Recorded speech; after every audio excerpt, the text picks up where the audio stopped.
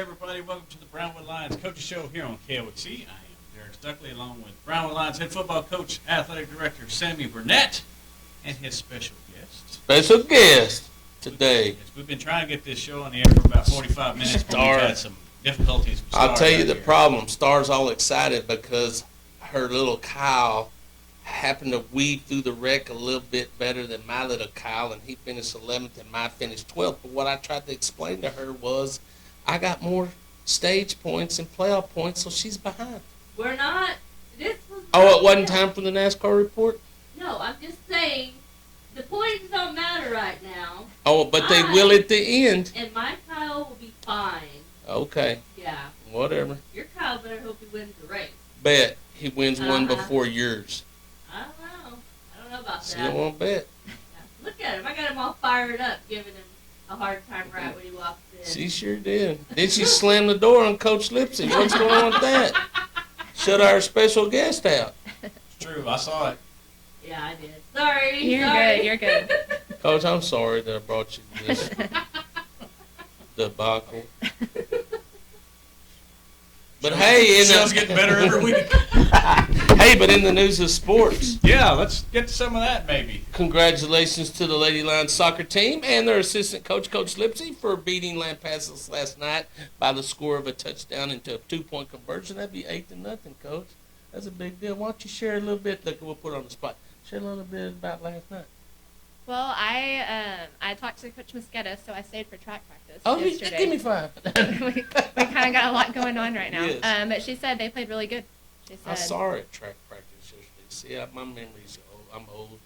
yeah, we got a lot of kids out there. So Mm-hmm. we got a meet this week in Brock. But no, the soccer girls, I talked to Alexis this morning. She said it came out on fire and played really good. So that was a good win for them. And we got Salado on Friday, so that's going to be a big one. Just so people know, I'm not giving her a hard time. She's our head cross country coach, head girls track coach, and she's also our assistant soccer coach. By choice, that just shows you what kind of coach she is, and she's just a go-getter. So that's why I asked her for a little report, because she's got first-hand knowledge. Boys baseball came back 4 runs, gave up some mistakes, gave up some runs early just from simple throw mistakes. We're down, came back, scored 4 in the 7th to beat a good Lakeview team. So congratulations for them for going 1-0 on Monday. Our girls golf team, I really don't know how they were able to perform to the level that they were, because they were probably so full of those phenomenal sausage wraps that they weren't able to play. But our girls golf team won the Brownwood Invitational at the Hideout, led by River Jones, who shot a 91 and was a first medalist. So congratulations to those girls for winning that tournament. And I know they celebrated with sausage wraps. And I know if this coaching thing doesn't work out for you, open a restaurant. Make sausage wraps. There you go. Yeah.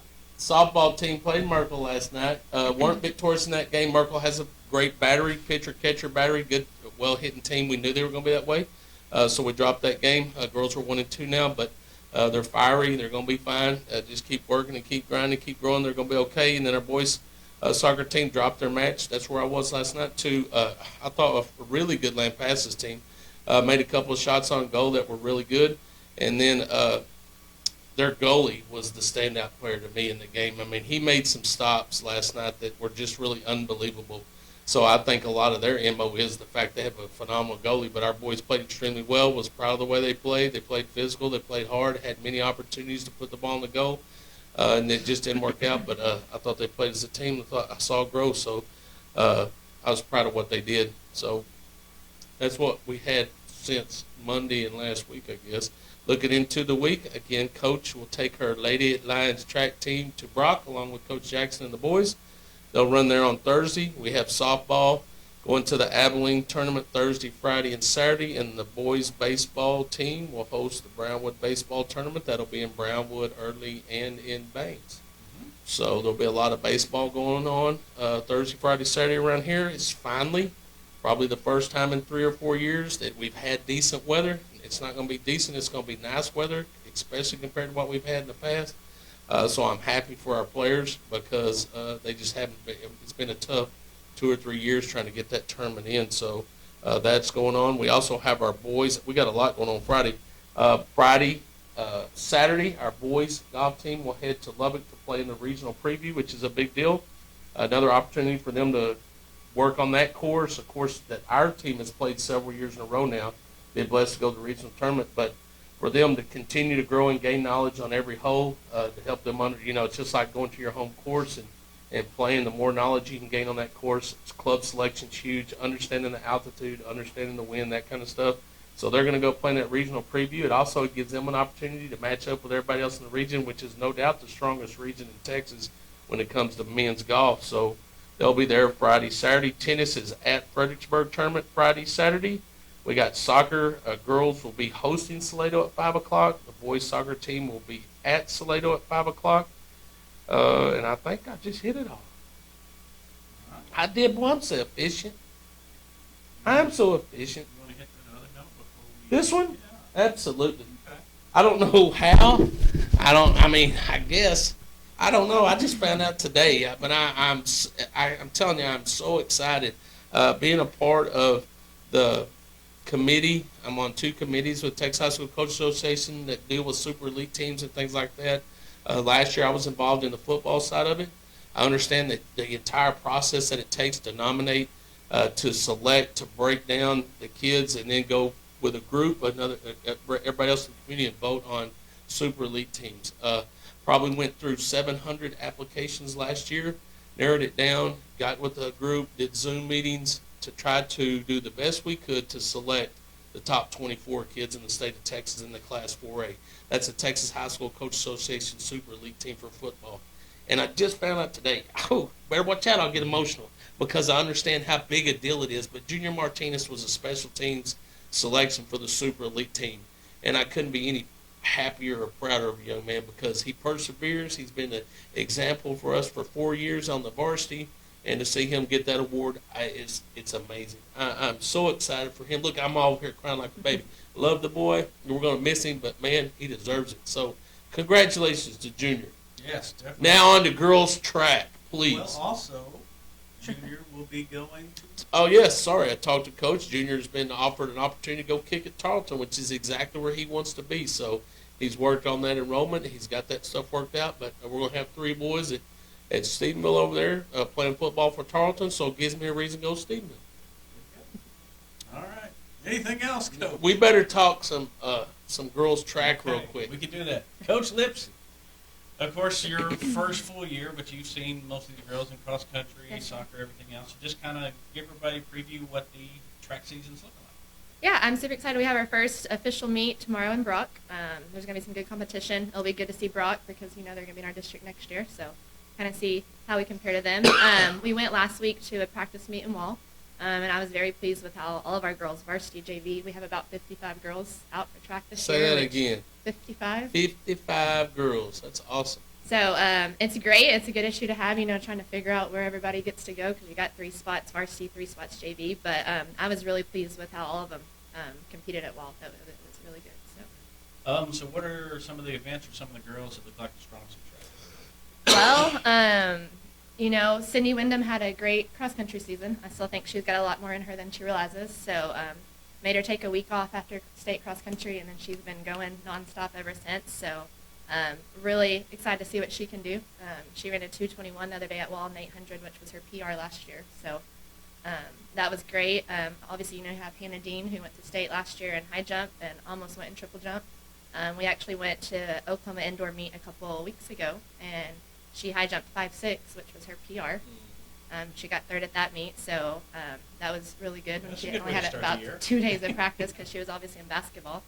You got Kate Tyndall and Bracy Lee, who all 4 of those girls ran on the mile relay last year.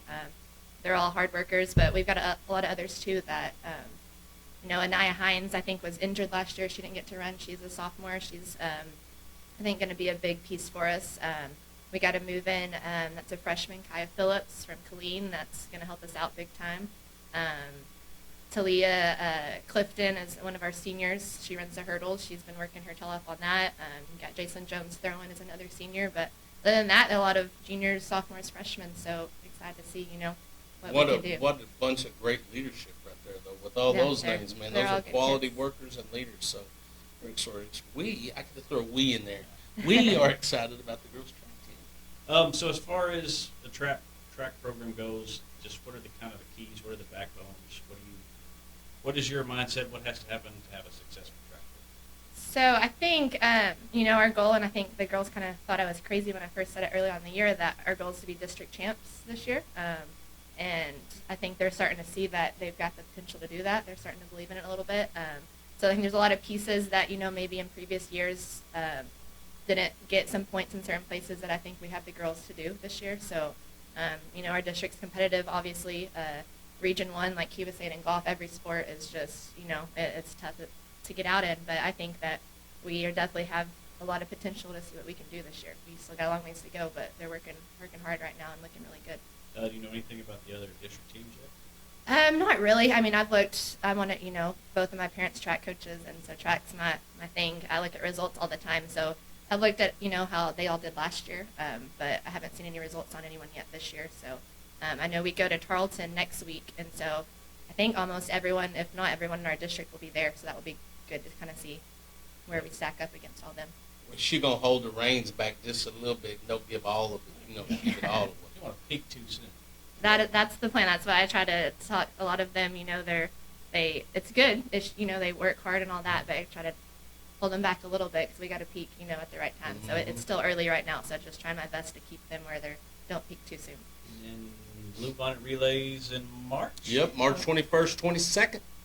2 days.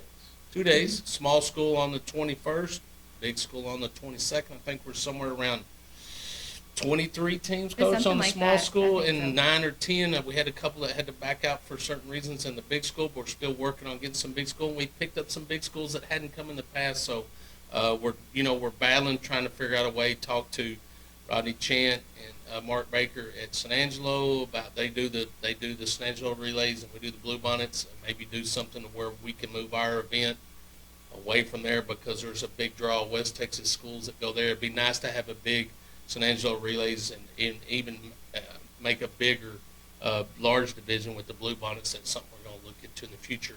And then we have an opportunity because next year we're not going to be able to host the Blue Bonnets because of bond building. So that may be a time to try to set the date for the next year. So when it comes out, maybe we look. But we want that thing to be massive. So that's what we're looking for. But right now it is big. With 20-something. Thursday is a day. It's a grinding day, man. It's all hands on deck, and it's a lot of work. But when you get it done and you walk out there that evening, it's a major accomplishment. And then on Friday, it seems like everything slows down a little bit because you don't have as many teams. But it's a big deal. We're ready for that stuff. All right. Anything else, Coach Lipsy? That I can think of. Right. She's stud, isn't she? She is. Well, thank you for coming in. We appreciate it. Good luck to y'all this year. Thank you. We'll be keeping an eye on y'all. Coach, anything else we need to talk about, or do you and Star need to take No, over I'm done now with Star. I tell you, I hear that Star is heading to Las Vegas, Nevada, to run in a 3.1 mile half marathon. So I wish her luck. I hope. Did you say 13.1? Did I say what I say? Did you say 13 or 3? I thought I did. Star's just going to run 3 miles. Well, if it was me, it'd be 3. Did I say 3.1? Well, I'm not very intelligent. 13. Sorry, half of a big mile is a half mile is 13.1 miles. I apologize, Coach Lipsy. See how she corrected me so quickly? But Star, here's what I don't understand. I can mark off from here to just probably the other side of Bangs, and she could run her 13.1 miles, but she wants to drive all the way to Las Vegas to run a dang half marathon. That's like going to a special place and getting hit in the mouth like every time, Yeah, Let's go to Vegas and have to run. Yeah, if I was going to Vegas, that's not how I would Last spend thing my I'd time. be doing is running. They'd have to be wheeling me around if I was in Las Vegas. So Well, have fun, Star, and good luck. Thank you. All right. Anything Yeah, else? let's go ahead and thank those sponsors before it gets even deeper. Auto Glass Magic, Bruner Auto Group, Syntex Body and Paint, Syntex Equipment Sales, Citizens National Bank, Dan Hill Containers, Dr. Bond Young, Dr. Pepper Bonding Company, Edward Jones Investments, Hendrick Medical, Howard Enterprises, Humphrey Pete's, Hartman Funeral Home, Landmark Admin, MC Bank, Painter Johnson Associates, Smith & Sharp Agency, Sonic Drive-In, Stanley Chrysler, Texas Bank, Weldon Wilson Electric, Western Bank, and Willie's Teats. Atlanta. Atlanta, Kyle Busch, here we come. Kyle Larson. Kyle Larson, blah, blah, blah. Only good thing he has going for him is his number. We not done yet? Yes, we're done. We will be back here Monday to recap the weekend on the Brownwood Lions Coach Show on KOC, KOC.com, and the KOC app. Have a great day, Brownwood.